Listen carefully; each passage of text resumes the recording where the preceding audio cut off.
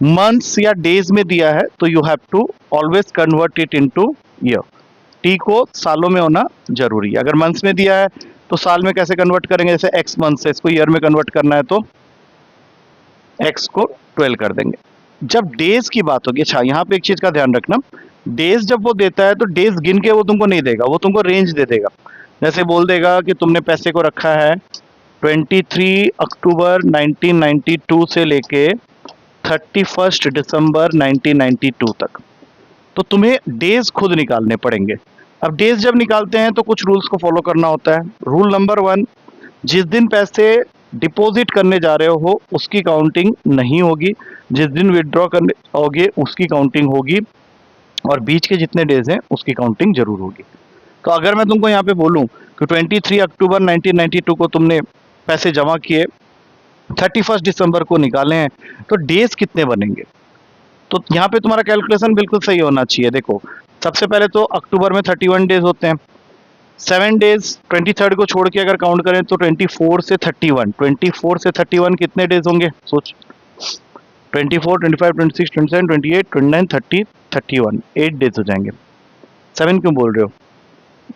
यहाँ देखो ना, देखो 23 को तुम काउंट नहीं कर रहे, 24 से 31, अक्टूबर 31 का ही होता है, गिनो 24, 25, 26, 27, 28, 29, 30, 31, 8 यहाँ हो गए। और 1 से 30 नवंबर के सारे दिन काउंट होंगे, तो यहाँ 30 हो गया। इसमें 31 तक तुमको जाना है, 31 तक जाना है, मतलब इसमें और कितने ऐड हो जाएंगे? 31। तो 31 + 30 + 8 कितने हो गया? 69। अब आते हैं कि अगर इसको मुझे ईयर में कन्वर्ट करना है तो किससे डिवाइड करना पड़ेगा? डेज को, हाँ, लीप ईयर देखने पे क्या होगा बताओ?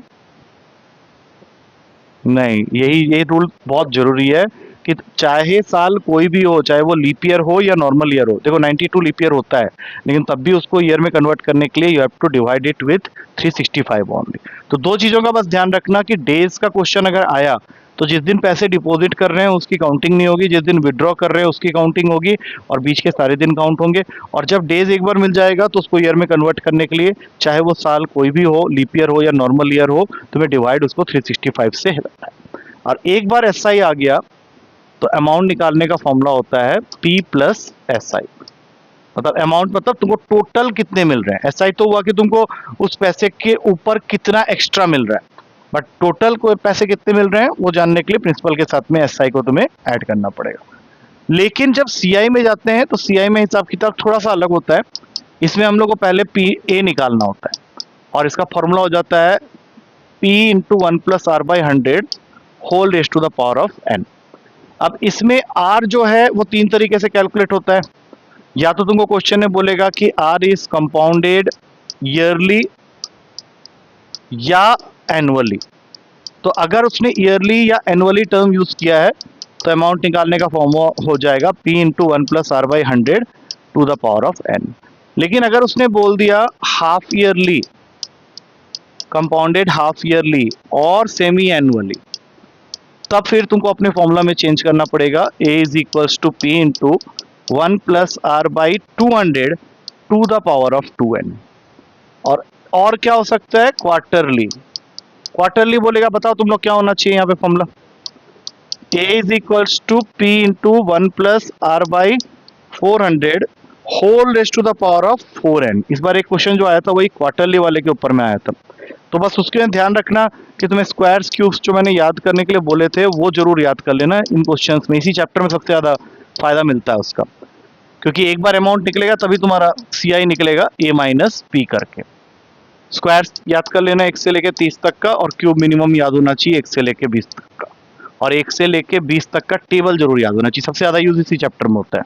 अच्छा, इसमें एक केस और बनता है, जब तुम्हारा जो टाइम होता है वो ईयरली नहीं होगा, सेमी एनुअली नहीं होगा, क्वार्टरली नहीं होगा, वो तुमको देगा कुछ इस तरह से। जैसे उसने दे दिया टाइम, तुमको दे दिया 3/5 ईयर।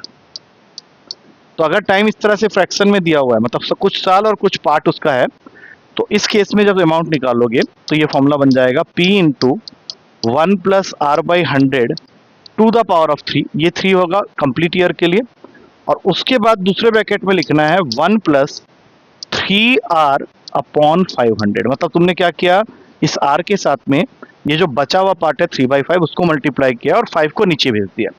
तो इसको एक जनरलाइज्ड रिजल्ट दे देता हूं कि अगर टाइम तुमको दे रखा है x y/z ईयर, तो इस केस में तुम्हारा अमाउंट निकालने का फॉर्मूला हो जाएगा p into 1 plus r/100 whole raise to the power of x, और फिर यहाँ पे 1 plus Y R upon Z into 100, Z into 100। ये बस याद रखना, ये तुम्हारी मेन चीज है, मतलब ये कंसेप्ट है वो इतना ही है। बाकी इसके अंदर दो तरह के क्वेश्चन होते हैं, एक जो जिसको बोलते हैं शॉर्टकट ओरिएंटेड क्वेश्चन, वो पूछता है हमेशा पेपर में, एक क्वेश्चन तुमको मिल जाएगा शॉर्टकट बेस्ड क्वेश्चन होता है, 5 या 6 शॉर्टकट होते हैं इसके अंदर में, उससे हमेशा एक क्वेश्चन आता है। बाकी तुम्हारे रूटीन क्वेश्चन होते हैं जो कि ये जो थ्योरी मैंने अभी बताई है उससे रिलेटेड क्वेश्चन होते हैं। अब वो कुछ भी हो सकता है, जैसे इस बार एक क्वेश्चन क्वार्टरली का आया था और एक था कि 2 रेट ऑफ इंटरेस्ट में पैसे को रखे गए हैं, किस रेट में कितना रखा गया है और उसका इंटरेस्ट रेट के बीच का रेशियो, वैसा वाला क्वेश्चन था। मतलब क्वेश्चन कभी भी ऐसा नहीं होगा कि तुम बोलोगे कि मैं छोड़ के आ जाऊंगा इसका क्वेश्चन, वैसे वाले क्वेश्चन होता ही नहीं है, ना ही चैप्टर वैसा है। तो इतना आज की क्लास में बस करना है हम लोग को, कल मैं इसके क्वेश्चंस दिखाऊंगा। हम लोग इसके ऊपर में 2 या 3 क्लास रखेंगे क्वेश्चंस का, क्योंकि आना 2 या 3 क्वेश्चन है एंड दैट टू बहुत ही डायरेक्ट क्वेश्चन आता है। बस मैं जो बताऊंगा कल की क्लास में, जैसे हम लोग खाली करेंगे शॉर्टकट वाले क्वेश्चन 5 to 6 जो शॉर्टकट है वो शॉर्टकट बताऊंगा, उसके ऊपर में एक एक 2 क्वेश्चन सब में करवाऊंगा। फिर 2 सेशंस रखूंगा जिसमें कंप्लीट चैप्टर के ऊपर में क्वेश्चन करेंगे, वो जो तुम्हारे पेपर में जो अब बाकी जो 2 क्वेश्चन है उसके ऊपर में। ठीक है, रहने देते हैं आज के लिए, ठीक है। और कुछ बच्चे एक आधा ज्वाइन कर सकते हैं नए, तो इस वजह से ही मैं थोड़ा सा उसको कट शॉर्ट कर रहा हूँ। जैसे इसको एक ऑफलाइन में एक बच्चा ज्वाइन करेगा, तुझे शायद ऑनलाइन में एक बच्चा और ज्वाइन करेगा, बट ये बीच में आ रहे हैं तो इनको थोड़ा सा देखना पड़ेगा, थोड़ा पुराना छूटा हुआ है वो वीडियो से मैनेज करेंगे, कुछ थोड़ा सा तुम लोग से भी हेल्प ले सकते हैं, तो थोड़ा बहुत हेल्प कर देना। Not give the question paper मत देना। जो थ्योरी व्योरी अगर मांगेंगे, वो कह रहे थे कि सर नोट्स, तो मैंने बोला नोट्स खुद से बनाओ, बट अगर जरूरत पड़ेगी तो मैं तुझे बोलूंगा। तो अगर तूने नोट्स बनाए हैं कुछ ऐसे, मतलब लिख लिख के बनाए या ऐसे कर रहा है, क्या कर रहा है? हाँ हाँ हाँ हाँ हाँ, वो थोड़ा सा अगर मैं बोलूंगा तब हेल्प करना, ऐसे मत करने बैठ जाना, ठीक है। चल अभी मैं तुझे पेपर भेज रहा हूँ, तुझे भी मैं देता हूँ कुछ काम करने के लिए। चल ठीक है, टेक केयर। हम्म बोल बोल। हाँ हाँ हाँ, बोल। मैं एक अच्छे वाले साइड में ले लेता हूँ, देख जैसे ऐसे दे दिया x y/z ईयर, ठीक है। तो इसको तो कैसे बनाएगा, a is equals to P into 1 plus r/100। अब कंप्लीट ईयर x है तो इसको यहाँ बैठा दे, और उसके बाद ये जो y/z फ्रैक्शनल पार्ट है वो r के साथ अटैच होगा, लेकिन y/z का जो z होगा वो नीचे चले जाएगा, z इंटू 100, yr/z इंटू 100। जैसे मान लो मैंने दे दिया 2 3/5 ईयर, बना इसका, बना क्या बनाएगा, a equals to p into 1 plus r/100, क्या बन जाएगा फिर, पावर में 2, पावर में 2 चला गया, हाँ उसके बाद हाँ हाँ 500 इसको, और कुछ नहीं करना, ये होल पावर 1 ही रहेगा, जो फ्रैक्शनल पार्ट है ना उसको कुछ नहीं करना है। ठीक है, ठीक, चल मिलते हैं कल, मिलते हैं फिर इसके बारे में बात करेंगे।